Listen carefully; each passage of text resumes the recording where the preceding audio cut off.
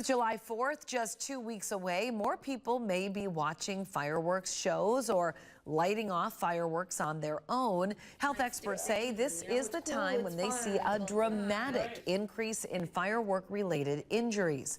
Morgan Weber, an orthopedic hand surgeon, says they're usually serious injuries, a lot of times resulting in amputations. She says there are many ways to stay safe around fireworks. That includes being aware of your surroundings and never holding a lighted firework. Her #1 piece of advice: just leave it to the professionals. There are many spectacular shows around Madison here. That would be my #1 tip, is to let the professionals do the fireworks, enjoy them. That way you're not worrying about the safety of fireworks.